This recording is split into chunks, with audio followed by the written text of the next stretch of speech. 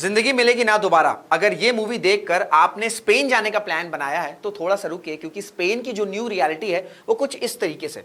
Currently Spain is facing massive migration crisis where 50 to 60,000 people from Morocco is trying to enter Spain.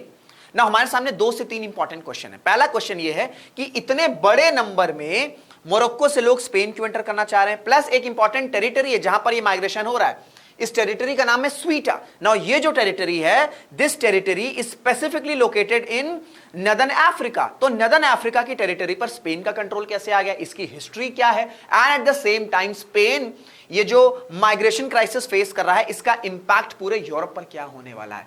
ये 2 से 3 important aspect को बहुत ही easy language में हम आज के सेशन में डीकंस्ट्रक्ट करने वाले हैं।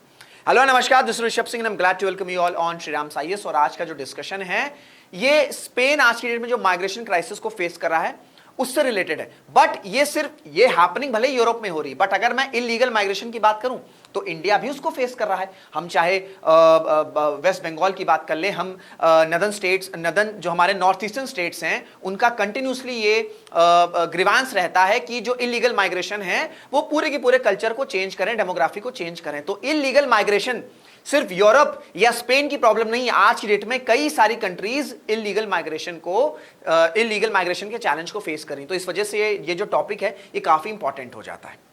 सो कॉन्टेक्स्ट क्या है, why is Ceuta a migration flash point and how were so many people able to cross from Morocco. ये कुछ इस तरह का केओटिक सीन है। मोरक्को से 50 से 60,000 के नंबर में लोग इस तरीके से क्रॉस करना चाह रहे हैं। इसमें कई लोगों की डेथ भी हो गई है, कई लोगों की स्टैम्पीड से डेथ हुई है, कई लोग इंजर्ड हैं, सिक्योरिटी पर्सनल्स भी इंजर्ड हैं। जो स्पेन की नेबरिंग कंट्रीज हैं उन्होंने भी स्पेन को हेल्प प्रोवाइड करा है। ऑफिशियल्स, पुलिस ऑफिसर्स, ये सब जो सब है डिप्लॉय किया गया सो दैट स्पेन जो है इस क्राइसिस को टैकल कर सके। तो ये तो कॉन्टेक्स्ट है। अब मैंने आपसे बताया कि ये जो टेरिटरी है स्वीटा, यहां पे आपको ये आपको मोरक्को का मैप दिख रहा है, ठीक है। This is Morocco, this is Spain, and just at the northern tip of Morocco we have a very important territory which is Ceuta। but ये जो टेरिटरी है ये स्पेन की है। स्पेन कहता है कि ये मेरी टेरिटरी है, ठीक है। तो इसकी थोड़ी सी हिस्ट्री समझो। देखिए, अगर मैं बात करूं स्वीटा की, ये जो टेरिटरी है ना, ये हमेशा से ही एक crucial trade and military point रहा है, क्योंकि इसकी बड़ी क्लोज प्रॉक्सिमिटी है कहां से, स्ट्रेट ऑफ जिब्राल्टर। ये आपको स्ट्रेट ऑफ जिब्राल्टर दिख रहा है, यहां पे आपका मेडिटेरियन सी है, यहां पर अटलांटिक ओशन है, और यहां पे आपका स्वीटा है। तो स्वीटा हमेशा से ही ट्रेडिंग पॉइंट ऑफ व्यू से, मिलिट्री पॉइंट ऑफ व्यू से इंपॉर्टेंट रहा है। फिर अगर हम वर्ल्ड हिस्ट्री में जाते हैं तो बहुत एक इंपॉर्टेंट इवेंट हुआ था which is the Iberian union. इस आइबेरियन यूनियन में क्या हुआ था कि स्पेन और पोर्चुगल स्प्लिट होते हैं और एक इंपॉर्टेंट ट्रीटी साइन होती है which is treaty of Lisbon in the year 1668। वहां पर पोर्चुगल जो है, ये जो स्वीटा टेरिटरी है, ये स्पेन को सीड कर देता है, एंड उसके बाद से ही स्पेन जो है या स्पेन का जो कंट्रोल है इस टेरिटरी पर है। फिर 1954 में मोरक्को को फ्रीडम मिलती है, मोरक्को को इंडिपेंडेंस मिलती है, एंड मोरक्को का ये कॉन्टिन्यूअस स्टैंस है कि ये जो टेरिटरी है ये मोरक्को को बिलोंग करती है। बट स्पेन का रीजनिंग ये आती है कि स्वीटा पे जो कंट्रोल है स्पेन का वो तब से है जब मोरक्को एग्जिस्ट भी नहीं करता था। तो इस वजह से स्पेन का जो कंट्रोल है वो स्वीटा पर है। एट द सेम टाइम 1994 में क्या हुआ कि 1995 में क्या हुआ कि स्पेन ने ऑटोनोमस रीजन, स्वीटा को एक ऑटोनोमस रीजन डिक्लेयर किया, एंड वहां पर we have local self government. तो ये एक स्मॉल हिस्ट्री है, छोटी सी हिस्ट्री है, जो कि आपको बताएगी जो स्वीटा है उसका कंट्रोल स्पेन पर है, ठीक है। और आज की डेट में क्या हो रहा है, इसी स्वीटा पर आपको ये जो है इश्यूज देखने को मिल रहे हैं, ठीक है। This is Spain, this is Ceuta और दिस इज मोरक्को। डन है। अब हमारे सामने इंपॉर्टेंट क्वेश्चन ये है कि 50 से 60,000 लोग रैंडमली, सडनली क्यों मोरक्को को छोड़ रहे हैं। मोरक्को में ऐसा क्या हो रहा है कि इतने बड़े नंबर में लोग स्वीटा जाना चाह रहे हैं।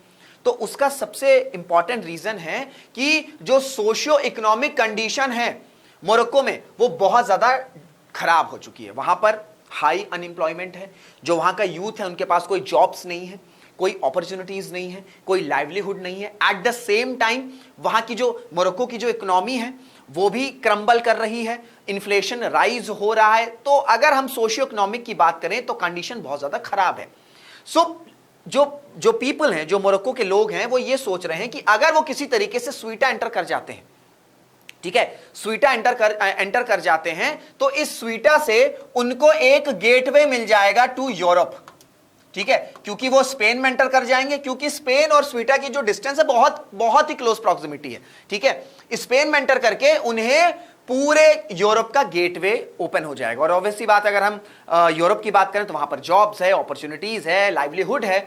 तो सबसे बड़ा रीजन यह है कि जो लोग हैं मोरक्को को इसलिए छोड़ रहे हैं, माइग्रेट कर रहे हैं टुवर्ड स्वीटा, उसका रीजन यह है कि वहां पर इकोनॉमिक चैलेंजेस है, जॉब्स नहीं है, अनएम्प्लॉयमेंट है, इन्फ्लेशन बहुत बड़े लेवल पर है। सो लोगों की थिंकिंग यह है कि अगर हम स्वीटा पहुंच गए, स्वीटा के बाद हम स्पेन में एंटर करेंगे एंड फिर पूरे के पूरे यूरोप में हम एंट्री ले सकते हैं। So Ceuta can be a gateway for the entire Europe, ये एक पहला रीजन है। सेकंड है सब सहारन एंड रीजनल ट्रांजिट। अब अगर आप मोरक्को की लोकेशन देखोगे, ठीक है, अगर ये आपको अफ्रीका दिख रहा है, ठीक है, इधर आपको यूरोप दिख रहा है, यहां पे आपको मिडिल ईस्ट दिख रहा है, तो जो मोरक्को है ना, वो एक तरीके से ट्रांजिट की तरह का रोल प्ले करता है। जहां पे ये जो सब सहारन रीजन है, यहां पे भी क्या है, यहां पर भी कोई इकॉनमी नहीं है, यहां पर कई सारे टेरर ग्रुप्स जो हैं वो अपना जो रूट्स हैं वो फ्रक्टिफाई कर चुके हैं, कोई अपॉर्चुनिटी नहीं है, लाइवलीहुड नहीं है, जॉब्स नहीं है। Eight the same time middle east की अगर हम बात करें तो यहां पर सीरिया की क्या कंडीशन है, यमन की क्या कंडीशन है, हम सबको पता है कब से सिविल वॉर चल रही है।